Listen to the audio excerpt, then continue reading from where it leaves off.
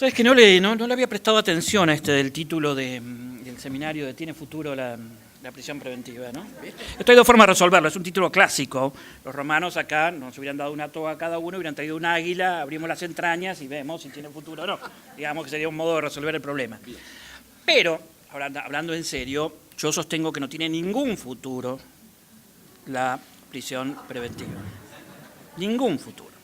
¿Pero por qué? No voy a decir una cosa que sea tonta.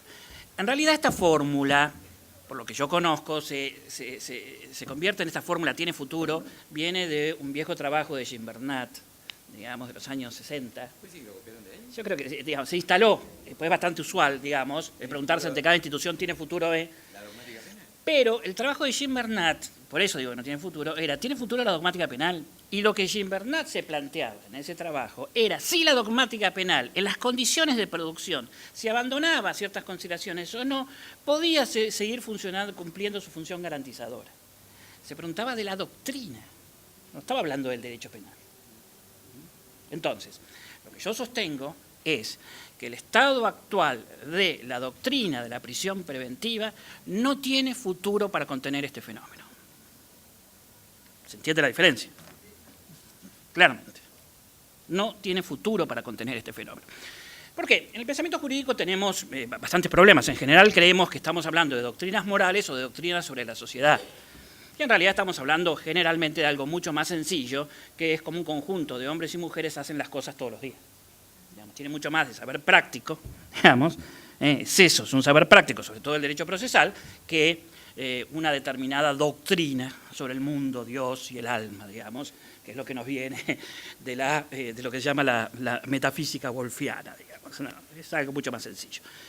Y hoy, digamos, la doctrina actual de la prisión preventiva, que fue muy prolijamente descrita por Mayer en la conferencia inicial, ese es el estado actual de la doctrina, y ustedes acaban de señalar los avances que la jurisprudencia había hecho, está demostrando que no puede contener el fenómeno, pero esto no es una especie de desgracia metafísica que nos tiene que llevar a la melancolía o al suicidio, sino que es algo que ocurre normalmente con las organizaciones, que están sometidas a procesos de burocratización inexorables, están sometidas a procesos de homeostasis inexorables, y en determinado momento lo que podía haber generado, sí, de una doctrina que movía a la gente en un sentido o en otro, empieza a cumplir lo que se llama el efecto de música de fondo, digamos, que la escuchás, ahí está ahí, pero nadie se mueve, sino que empiezan a primar otras prácticas y otras doctrinas y otras ideas que la reemplazan. Estamos en ese momento, con lo cual podemos seguir hablando años de la doctrina constitucional, de la prisión preventiva, y vamos a mover poco el sistema. O vamos a empezar a desesperarnos creyendo que es una prédica moral, tenemos que construir la iglesia de la abolición de la prisión preventiva, y cada tanto hacer guetos donde nos reunimos. Por eso a mí me parece que de lo que tenemos, el esfuerzo que tenemos que hacer, tomando esta tradición, porque tampoco creo en la ocurrencia de los conocimientos así en el aire, es renovar la reflexión sobre la prisión preventiva. Renovar su aparato conceptual, que además hay un problema de fondo. Yo sé que esto me repito, pero lo digo mucho en las clases, estábamos tratando de llevar adelante los sistemas renovados, los sistemas adversariales, los sistemas acusatorios, con el aparato conceptual del sistema mixto, que es un corpus histórico construido en un determinado momento. Entonces, sin quererlo, sin saberlo, lo empujamos a lo que ocurre en la realidad. Reformamos los sistemas, pero se reconfiguran como sistemas mixtos, es decir, en etapa de instrucción escrita y un juicio oral que reproduce lo escrito. En ese contexto, la prisión preventiva cumple una determinada función y la va a seguir cumpliendo. Entonces, hay que hacer un esfuerzo muy grande de renovación del aparato conceptual. Es una etapa muy rica esta para el derecho procesal penal y para el derecho penal, si alguna vez entienden que no están hablando de modelos de sociedad, sino de algo que ocurre dentro de los tribunales. Así que eso sería la primera idea. ¿Cómo podemos? No voy a hacer acá un gran desarrollo, pero dado que acá todos estamos criticando al libro y ya me escucharon antes de que esto es una de sus virtudes, lo primero que tenemos que renovar es esta idea de la validez del título, digamos, de afectación de la libertad. Esto que decíamos, nadie puede ser privado de la libertad sin juicio previo. Esto es claro, es el único título para privar de la libertad, esto lo sabemos todos.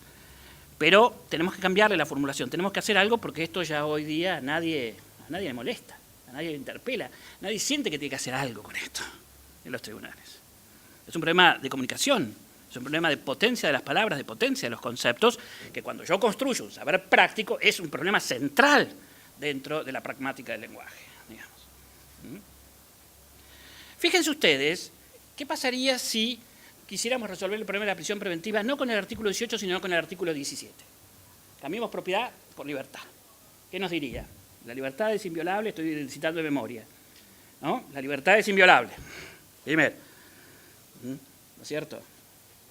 No, ya sé, pero si cambiáramos, si quisiéramos resolver el problema de la prisión preventiva con el artículo 17, estaríamos diciendo, la libertad es inviolable y solo puede ser afectada, según casos fijados por ley, por sentencia previa y previa indemnización, ¿o no? Eso sería lo que, si aplicamos el 17, habría que hacer con la libertad, que supuestamente en nuestra Constitución es más valiosa que la propiedad, ¿o no?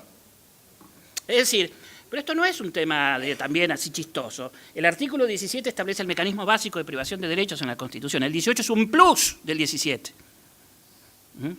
Es un plus del 17.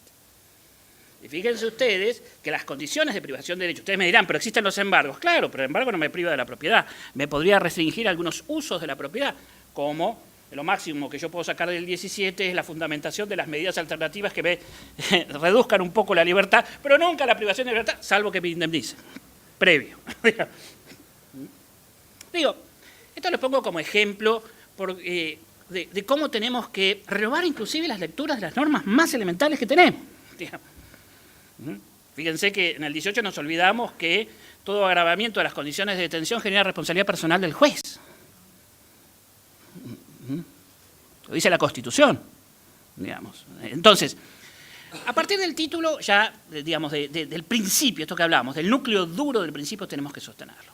Segunda cuestión, que uno dice, bueno, una vez que ya tenemos claro, no podemos privar a nadie de la libertad sin el título del juicio, digamos, de la sentencia obtenida en juicio, cosa que no dice el 17. El caso del juicio, sustantivamente, históricamente, es un plus del 18 respecto del 17. Bueno, ¿cómo sigue esta historia? ¿Cómo sigue esta historia? ¿Qué hacemos? Y es aquí donde la palabra abolición se vuelve una palabra equívoca. ¿Qué significa abolición? En un sentido determinado, abolición significa sostener el sentido duro, fuerte, recio de este principio, claramente. En un segundo sentido, no tenemos claro. Es ahí donde nos ponen el mote de reduccionismo, que yo creo que es un invento de Gustavo y Nicolás para hacernos quedar mal. A nosotros. Ellos nos ponen este mote, todos nos dicen reduccionistas. Bueno, pero no importa, esto es una cosa de bambalina. No importa. No, pero abolicionismo no queda claro, porque pareciera que abolicionismo, y en esto los criminólogos ayudan mucho y muchos los abolicionistas ayudan, parece que es una especie de situación ideal que solamente se va a lograr con un cambio de civilización. Y a mí me parece que si vamos a trabajar para un cambio de civilización hay otras cosas más importantes, por ejemplo, que distribuyamos la tierra, que construyamos el socialismo, que hagamos, digamos, la verdad que si vamos a hacer un cambio de civilización, el tema de la prisión preventiva viene bastante más atrás, con lo cual nos deja desarmados. Yo escuchaba la mesa anterior y realmente, no sé, la verdad que carece de todo sentido predicar en estos lados y tenemos que ir a buscar a los bebés de 2 años y empezar a explicarles, mirá, no apliques prisión preventiva, cuando te seas grande te toca hacer juez, si no, no vamos a lograr nada.